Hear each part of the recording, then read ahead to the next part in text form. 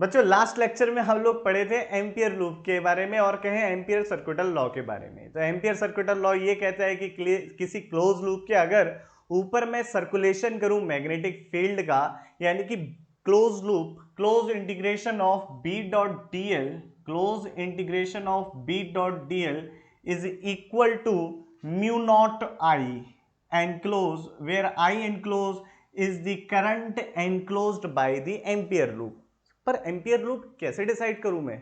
तो ampere loop decide करने के लिए तीन मेजर पॉइंट्स हैं जिन्हें हमें याद रखना चाहिए। First one is symmetry. Symmetry का मतलब ये है कि उस जो भी हम एम्पियर लूप डिसाइड करें, जो भी हम एम्पियर लूप डिसाइड कर रहे हैं, मेजर केसेस की बात कर रहा हूं, ध्यान रखिएगा हर एक केस के लिए ये वैलिड नहीं है। तो मोस्ट ऑफ द प्रॉब्लम्स में आपको क्या करना होगा, मोस्ट ऑफ द प्रॉब्लम्स में आप ऐसे कोशिश करें या तो जो आपकी मैग्नेटिक फील्ड है लूप के टेंजेंशियल हो या फिर उसके परपेंडिकुलर हो। दो पॉइंट, आप जो भी लूप डिसाइड कर रहे हो उसमें ये पॉइंट याद रखना, या तो मैग्नेटिक फील्ड एम्पियर लूप के टेंजेंशियल जा रही हो या फिर उसके परपेंडिकुलर हो। अगर साथ ही साथ एक और important point, magnitude of magnetic field on the Ampere loop ज्यादातर कांस्टेंट मिले आपको, तो आपको प्रॉब्लम करना बहुत आसान हो जाएगा। तो तीन पॉइंट है, पहला कि एम्पियर लूप जो भी है आपका उस पे magnitude of magnetic field constant मिले, बहुत अच्छी बात है। साथ ही साथ आपका जो मैग्नेटिक फील्ड है या तो टेंजेंशियल हो उस एम्पियर लूप के या फिर परपेंडिकुलर हो। देखिए ये बात नहीं कहते कि अगर ऐसा ही होगा तभी एम्पियर जो आपका लॉ है वो लग सकता है। एम्पियर लॉ कभी भी लग सकता है, एम्पियर लॉ हर एक लूप के लिए वैलिड है। पर एम्पियर लॉ की मदद से, की हेल्प से मैं अगर मैग्नेटिक फील्ड निकालना चाहता हूं तो उसके लिए एम्पियर लूप क्या सिलेक्शन करूं, ये पॉइंट्स मैं आपको बता रहा हूं बच्चों। तो इसी के ऊपर बेसिस, इसके ऊपर बेसिस कुछ क्वेश्चंस देखेंगे, उससे हम समझेंगे कि किस तरीके से एम्पियर लूप का डिसीजन करना चाहिए। तो चलिए फटाक से क्वेश्चन देखते हैं, शुरू कर रहे हैं वाल को। तो बेटा मैं क्या देखना चाहता हूं, जरा ध्यान से देखो, इसे रब कर देता हूं। तो बेटा मैं देखना चाहता हूं मैग्नेटिक फील्ड, मैग्नेटिक फील्ड आप भी नोट कर लीजिएगा, magnetic field be inside and outside, outside of a cylindrical wire.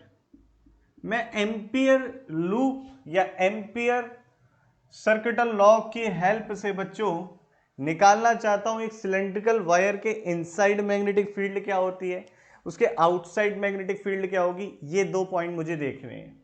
तो सबसे पहला जो पॉइंट है, मैं एक सिलेंड्रिकल वायर ले लूं तो मैं आपको इसका फ्रंट व्यू दिखा रहा हूं। ये मेरे पास बेटा एक सिलेंड्रिकल आपका वायर है कुछ इस शेप का, है ना। इसका अगर टॉप व्यू देखें तो क्या दिखाई देगा, सर्कुलर शेप, और सॉलिड सिलेंडर है याद रखिएगा।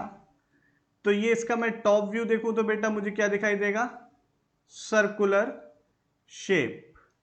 अब इस पूरे एरिया, जो ये एरिया है, मान लीजिए मैं कहता हूं कि सिलेंड्रिकल वायर की जो रेडियस है कैपिटल आर है, इस सिलेंड्रिकल वायर की जो रेडियस है बच्चों वो क्या है, ये है कैपिटल आर।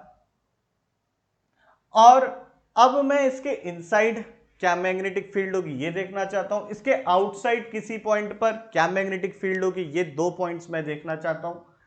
तो मैं कुल मिला के एक पॉइंट पी ले रहा हूं, जो आर डिस्टेंस है सिलेंड्रिकल के एक्सिस से, ये सिलेंड्रिकल की एक्सिस ऑफ सिमेट्री है, इस एक्सिस से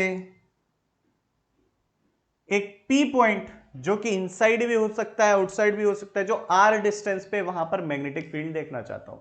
इस सिलेंडर, इस जो बेटा ये सिलेंड्रिकल वायर है बेटा आपका, इसमें करंट आई फ्लो कर रही है। अब ये करंट आई ऐसा नहीं है कि एक लाइन पे चल रही है, एक पूरे एरिया में से बाहर आ रही है। तो एक टर्म डिफाइन कर लेते हैं, करंट पर यूनिट एरिया। तो जो करंट पर यूनिट एरिया इससे निकल रही होगी वो क्या होगी, देखिए टोटल करंट इस लॉन्ग सिलेंड्रिकल वायर से जो निकल रही वो आई है। तो करंट पर यूनिट एरिया जिसे हम करंट डेंसिटी और जे से भी रिप्रेजेंट करते हैं बेटा, ये हो जाएगी total current divided by total area. Total current आपकी I है और total area pi are square है, ठीक है, सर्किल का एरिया। तो बच्चे यहां तक की बात हमें समझ में आ गई। अब मैं देखना चाहता हूं इनसाइड मैग्नेटिक फील्ड। तो पहला जो केस डिस्कस कर रहा हूं, case 1, magnetic field inside the wire, magnetic field inside the wire. तो बेटा पहला केस ये हमारा हो गया। अब यानी कि कोई पॉइंट है जो एक्सिस से स्मॉल r डिस्टेंस पे है, और स्मॉल r की ये खासियत है इस वाले केस में कि आपका small r is less than capital R है। मैं इस पॉइंट पर देखना चाहता हूं मैग्नेटिक फील्ड क्या होगी। तो अगर मैं इसको टॉप व्यू से देखूं तो क्या दिखाई देगा, मेरे पास बेटा ये पॉइंट P यहां पर है जो स्मॉल r डिस्टेंस पर है, कुछ इस तरीके से। तो अब यहां पर एम्पियर लूप क्या लूं, एम्पियर सर्कुलर लॉ कैसे लगाऊं, ये दो बातें महत्वपूर्ण है जानना। तो मैंने यहां पर देखा कि जो करंट होगी वो आ तो बाहर रही है, और किसी इनफाइनाइट करंट कैरिंग कंडक्टर की वजह से जो मैग्नेटिक फील्ड बनती है चारों तरफ वो कुछ इस तरीके से रहती है। अगर करंट ऊपर है तो इसकी वजह से मैग्नेटिक फील्ड यहां पर इस डायरेक्शन में होगी, यहां पर इस डायरेक्शन में होगी, यहां पर इस डायरेक्शन में होगी, यहां पर कुछ इस डायरेक्शन में होगी। तो आप देखिए सर्कुलेटिंग है, थोड़ा सर्कुलेशन दे रहा है ये वेक्टर। तो हमें ये समझ में आया कि हमारे लिए अगर हम एम्पियर लूप सर्किल लें तो मैग्नेटिक फील्ड जो है हर पॉइंट पर इस लूप के टेंजेंशियल रहेगी। पहली कंडीशन सेटिस्फाई होती है। दूसरी बात, at a distance R infinite अगर कोई करंट कैरिंग कंडक्टर है उससे स्मॉल आर डिस्टेंस पर जो मैग्नेटिक फील्ड का फॉर्मूला आता है बच्चों वो आता है B equal to mu naught I upon 2 pi small R. तो अगर मेरा R क्या होता है, सर्किल की रेडियस होती है। अगर मेरा R कांस्टेंट रहे, अगर कोई एक सर्किल है तो उसकी रेडियस कांस्टेंट रहती है। तो अगर मेरा बच्चे R कांस्टेंट है तो मैग्नीट्यूड ऑफ मैग्नेटिक फील्ड बदल नहीं रहा है, तो मेरे लिए एम्पियर लूप जो होगा एक सर्किल होगा। तो ये जो डॉटेड लाइन है बेटा मैंने इससे आपको रिप्रेजेंट कर दिया कि ये बेटा आपका एम्पियर लूप है। ये इसी लूप के ऊपर हम करेंगे सर्कुलेशन ऑफ मैग्नेटिक फील्ड, ठीक है।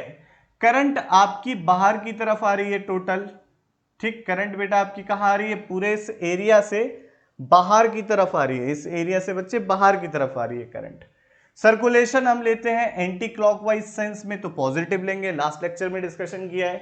तो अगर मैं बात करूं कि मैग्नेटिक फील्ड क्या होगी बी पॉइंट पर, वो देखने के लिए तो क्या करूं कि पहले मैं ये देख लूं कि इस जो सी लूप है इस लूप के अंदर कितनी करंट एनक्लोज हुई है, इस लूप से कितनी करंट एनक्लोज हुई है। अगर मुझे ये पता चल जाए तो मेरी कहानी बन जाएगी। तो मुझे मालूम है पर यूनिट एरिया इतनी करंट आ रही है, तो इस टोटल एरिया में से जो करंट आ रही होगी वही करंट इस लूप ने एनक्लोज करी होगी। जो सी लूप ने एनक्लोज करी होगी करंट, वो क्या हो जाएगी, current density into area enclosed by the C loop, simple. तो आई एनक्लोज्ड जो हो जाएगी बेटा आपकी, आई एनक्लोज्ड हो जाएगी J current density into area of loop, और we can say area enclosed by this loop. Current density बेटा हमारी है I upon pi are square, और इस लूप का जो एरिया होगा वो होगा पाई स्मॉल आर स्क्वायर। तो जो एनक्लोज्ड करंट है बेटा आपकी, वो एनक्लोज्ड करंट हो गई I upon capital R square into small are square. अब ध्यान से देखो, मैग्नेटिक फील्ड हर पॉइंट पर टेंजेंशियल है, साथ ही साथ कांस्टेंट है क्योंकि एक्सिस से ये सिमेट्रिकली प्लेस्ड है। तो मैंने बताया था कि जो आपका सर्कुलेशन होता है इस केस में B डॉट dl हो जाता है, वो B इंटू सर्कमफ्रेंस हो जाता है। लास्ट लेक्चर में हम बच्चे डिस्कस कर चुके हैं, B इंटू सर्कमफ्रेंस हो जाता है, और B आपका B हमें निकालना है, और सर्कमफ्रेंस इस लूप की जो होगी वो होगी 2 पाई आर। कैसे हो जाता है एक बार फिर से डिस्कस कर देता हूं बेटा। देखो b आपका कांस्टेंट है और डॉट dl, क्योंकि b और dl हर पॉइंट पे एक दूसरे के पैरेलल हैं तो उनके बीच का जो एंगल है वो 0 हो गया, और डॉट प्रोडक्ट आपका उन दोनों के मैग्नीट्यूड के बराबर हो गया, क्योंकि b dl cos थीटा होता, थीटा 0 तो b इंटू dl हो गया। तो इसका इंटीग्रेशन करना है b dl का। अब b आपका कांस्टेंट है तो बाहर निकाल लोगे इंटीग्रेशन ऑफ dl, और dl का टोटल इंटीग्रेशन इस लूप पे करोगे तो क्या आएगा, सरकमफ्रेंस ऑफ दिस लूप।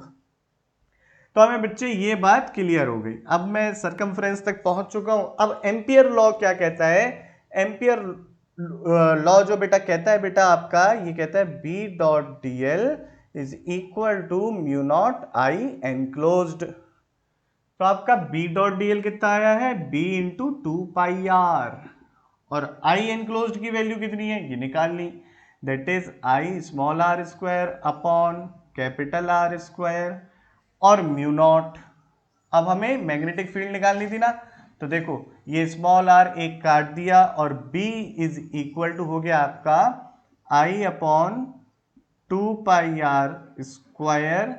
अच्छा यहाँ पे मल्टीप्लीकेशन में म्यू नॉट को पहले ले आते हैं, mu naught I into R. अगर ध्यान से देखें मैग्नेटिक फील्ड को बेटा, तो ये मैग्नेटिक फील्ड आर बढ़ाने पर इंक्रीज हो रही है, इंपॉर्टेंट पॉइंट है समझ लो।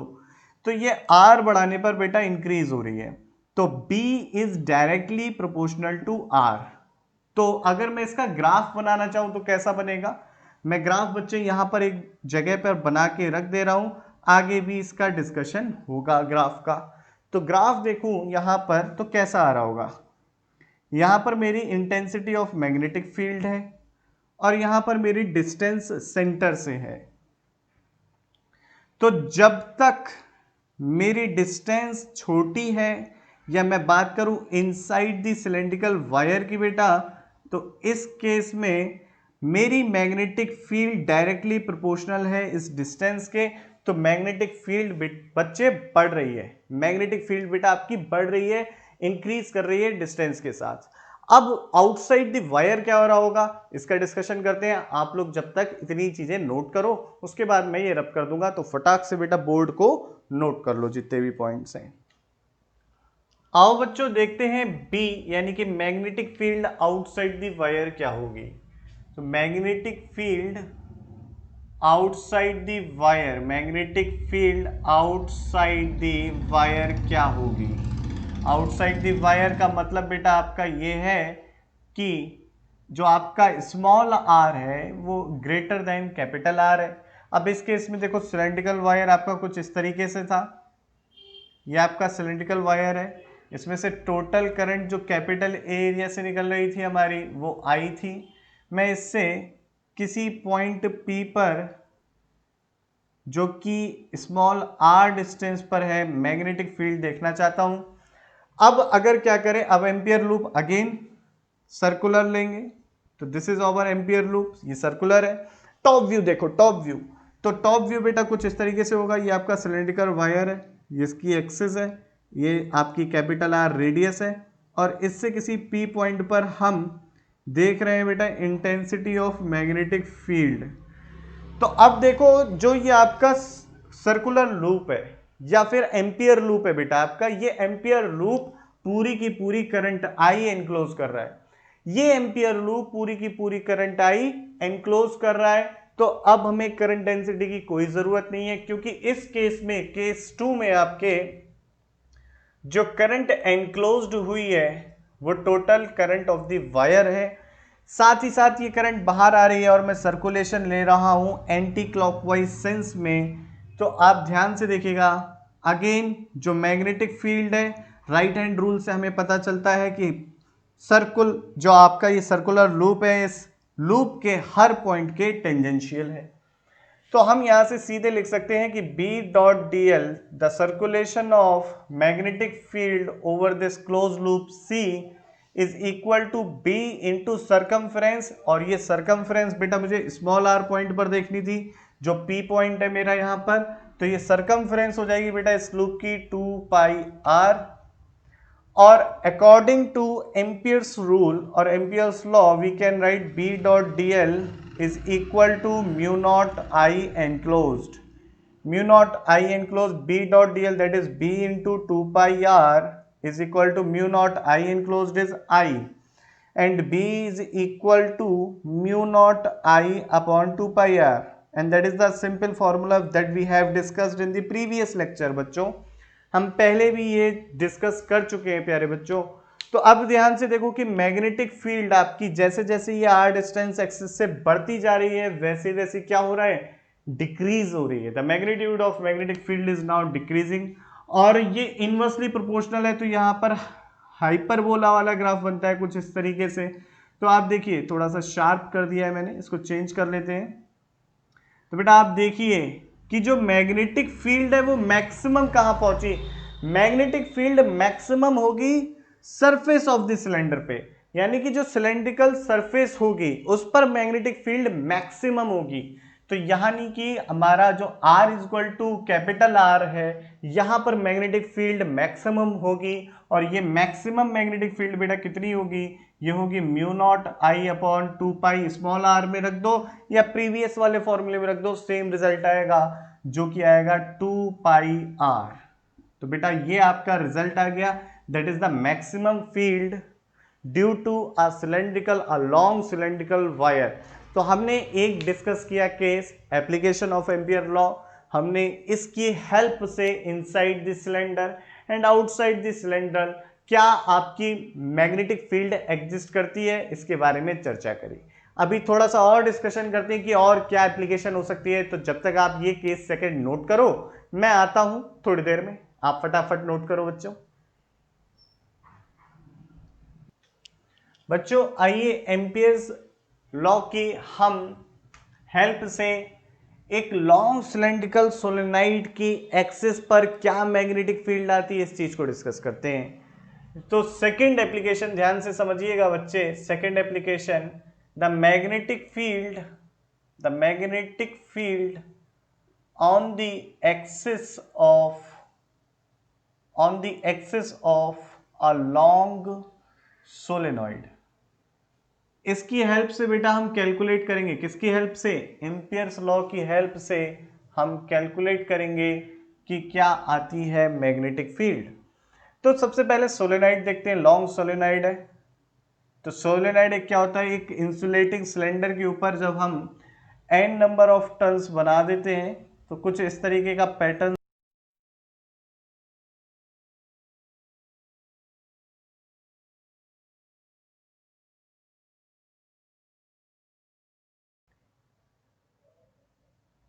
इलेक्ट्रिक करंट, ठीक है।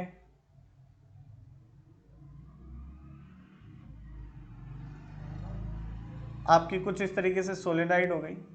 अब ध्यान से देखिए बेटा, मैं इस सोलेनोइड के एक्सिस पर निकालना चाहता हूं कि क्या होगी इंटेंसिटी ऑफ मैग्नेटिक फील्ड, ठीक है बच्चों। मैं इस लॉन्ग सोलेनोइड के एक्सिस पर निकालना चाहता हूं कि क्या होगी इंटेंसिटी ऑफ मैग्नेटिक फील्ड। तो बच्चों अगर मैं इस सोलेनोइड को बीच में से काट दूं, यानी कि ऐसे करके यहां से लिया, इसका मिड जो है एक्सिस है उससे काट दिया, काटना है मेंटली काटना है, हकीकत में नहीं काट देना। तो देखो क्या होगा, मुझे रेक्टेंगल फ्रंट व्यू दिखाई देगा इसका, रेक्टेंगल शेप का, और जो वायर्स होंगे कुछ इस तरीके से दिखाई देंगे। ये वायर है, बहुत ज़्यादा नहीं बना रहा, थोड़े बना दे रहा, प्रेजेंटेशन ही देनी है इसकी मुझे बस। तो ये वायर्स हो गए बेटा कुछ इस तरीके से। अब वायर्स के अंदर ऊपर वाले जो वायर है उनमें करंट कैसी आ रही है, बाहर की तरफ आ रही है। ध्यान से देखिए, कुछ इस तरीके से ये आ रही है current, out of the plane आ रही है। और जो ये नीचे वाले हैं इनमें अंदर की तरफ जा रही है। ये वायर भी तो कट जाएंगे तो हमें दिखाई देगा। तो यहां पर हम क्या बनाएंगे बेटा, क्रॉस बना देंगे, कुछ इस तरीके से क्रॉस हो गए। अब बेटा जो मैग्नेटिक फील्ड बन रही होगी ऊपर वाले वायर्स की वजह से, उनका पैटर्न देखते हैं। तो देखो कुछ इस तरीके से राइट हैंड रूल की वजह से कुछ इस तरीके से सर्कुलेशन आ रहा होगा,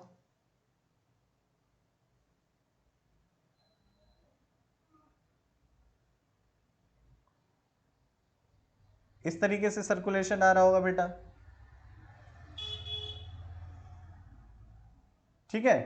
और नीचे वाले वायर्स की वजह से देखें तो मेरा क्लॉकवाइज सेंस में सर्कुलेशन आ रहा होगा मैग्नेटिक फील्ड का या मैग्नेटिक फील्ड वेक्टर का,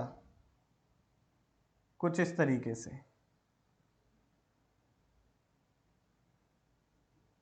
ठीक है बच्चों, तो अगर मैं देखूं इधर वाले जो ऊपर वाले वायर्स हैं, इनकी वजह से जो magnetic field inside the solenoid आ रही है वो कुछ अंदर की डायरेक्शन में इस तरीके से है, और जो नीचे वाले वायर है वो भी सपोर्ट कर रहे हैं इस मैग्नेटिक फील्ड को, तो नेट मैग्नेटिक फील्ड की जो डायरेक्शन हो जाती है वो हो जाती है बाहर की तरफ कुछ इस डायरेक्शन में बेटा। सिंपल बातचीत है। अब मुझे क्या एम्पियर लूप लेना चाहिए या कौन सा क्लोज लूप लेना चाहिए जिससे मैं सोलेनाइड के एक्सिस पर क्या मैग्नेटिक फील्ड होगी लॉन्ग सोलेनाइड की वो कैलकुलेट कर सकूं। तो और देखते हैं, सोचते हैं, अगर बेटा मैं यहां देखूं एक रेक्टेंगल बनाऊं, ये रेक्टेंगल,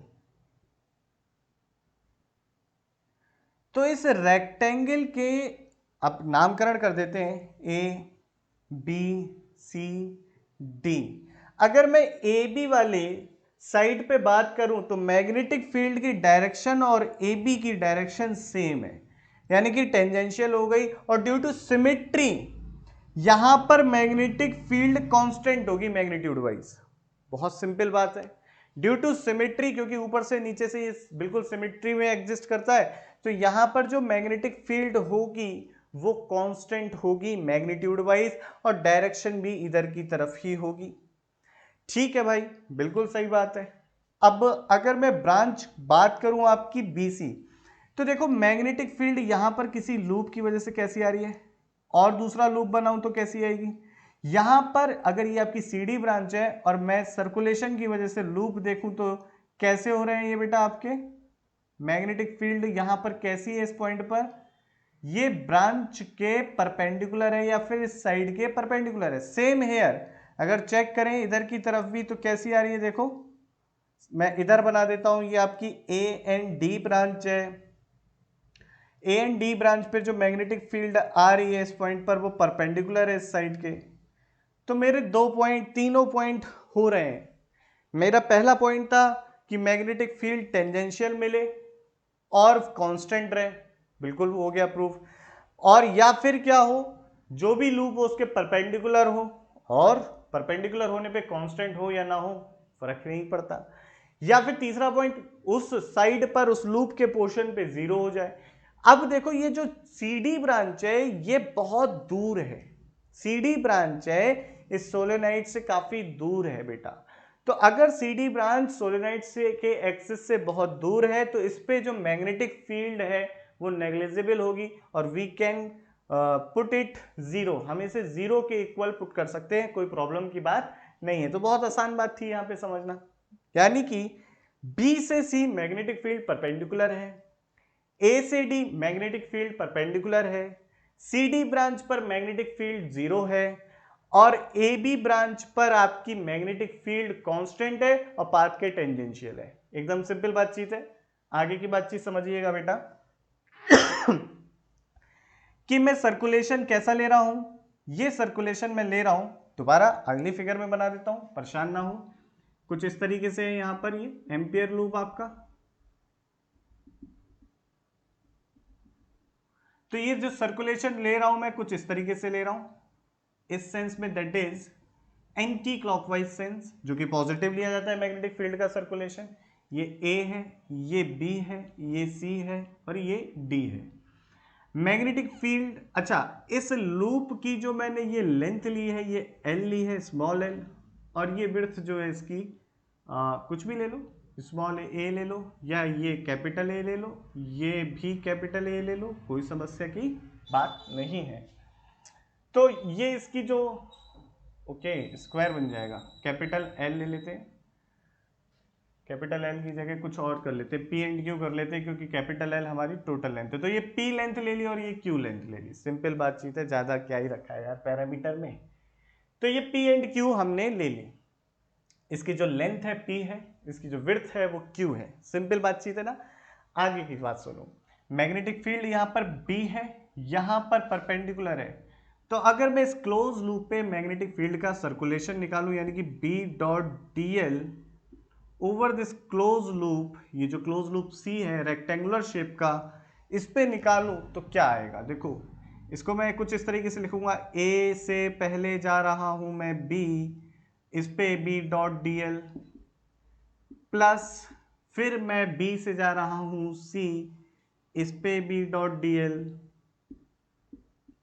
अच्छा यहां पर मैं मैग्नेटिक फील्ड B1 कंसिडर कर ले रहा हूं, यहां पर B2 वेक्टर कंसिडर कर ले रहा हूं, इसी तरीके से फिर C से D जा रहा हूं, इस पर मैग्नेटिक फील्ड का सर्कुलेशन या लाइन इंटीग्रल कह लूं मैं, मैग्नेटिक फील्ड का लाइन इंटीग्रल ज्यादा अच्छा शब्द है। फिर बेटा मैं D से A आ रहा हूं और इस पे मैग्नेटिक फील्ड का लाइन इंटीग्रेशन यहाँ पे B3 कर दिया, यहाँ पे B4 कर दिया डॉट dl। देखो आपका B to C and C to D magnetic field perpendicular है बच्चों, तो ये B डॉट dl ये वाला और ये वाला तो जीरो हो गया, क्योंकि CD ब्रांच बहुत दूर ली है तो इसलिए B3 जीरो है, तो ये भी जीरो हो गया। तो आपका B dot dl over this loop या अलोंग दिस लूप बेटा क्या हो जाएगा आपका, ये हो जाएगा B that is the magnitude of magnetic field and dl is the length, ठीक, P लेंथ, तो B इंटू P और which is according to Ampere's rule is equal to mu naught I enclosed. अब बेटा current कितनी enclosed हो रही होगी, तो कितने कंडक्टर आ रहे होंगे इसके अंदर, ये अगर पता चल जाए तो मेरी बात बन जाएगी।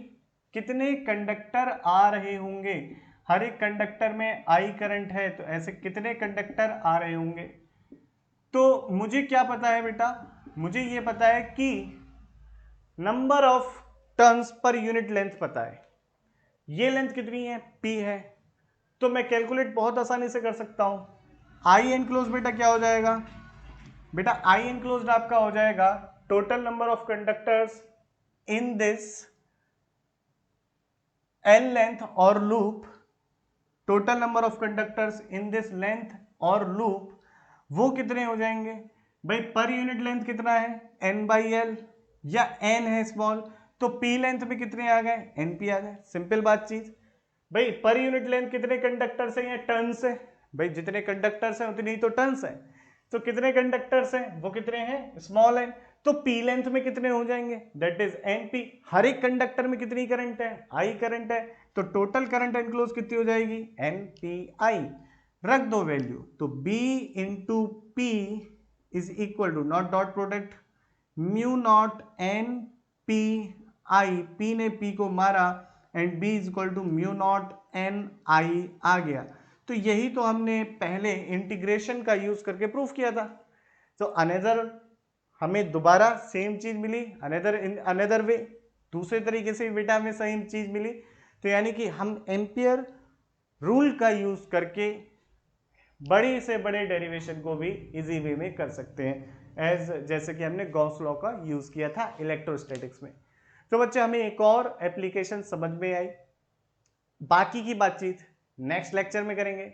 वीडियो समझ में आई, कहीं कोई डाउट है, जो भी है जैसा लगा share your experience in comment, ठीक है बच्चों।